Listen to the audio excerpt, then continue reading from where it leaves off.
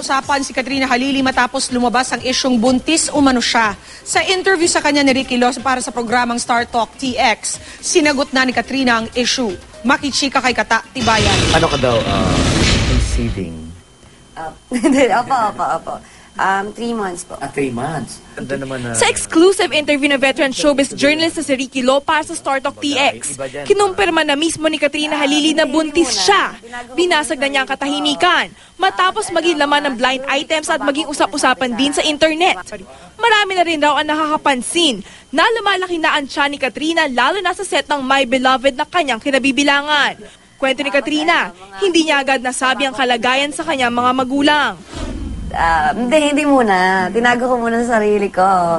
Tapos mga siguro weeks pa bago po nasabi sa mama ko. Malaking challenge daw ngayon kay Katrina ang responsibilidad ng pagiging ina. Yun nga po yung naisip ko muna parang ready na ba ako na parang ibang tao na iisipin ko o ako. So isang araw ko po inisip yun. Okay naman po. Blessing po sa akin. Ito na yung binibigay sa akin na So, bagong chapter ng buhay ko.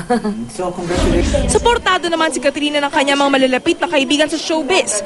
Ikinagulat man nila ang balita. Masaya sila para sa kaibigan. Masaya ako para sa kanila. And congrats sa inyong dalawa. Ito, marami kang pinagdaanan, maraming nangyari sa yung hindi maganda at maganda. Pero feel ko ito na yung pinakamagandang blessing sa'yo ni Lord.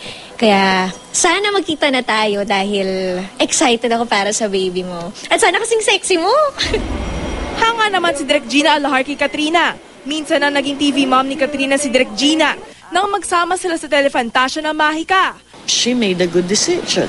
You know, if ito yung tamang desisyon, kasi pag merong mga ganyan, ang hirap ng desisyon yan Would it be career, or family life, Masaya na ako because finally, merong lalaki na nagmamahal sa'yo ng tunay. I mean, tunay. Di ba?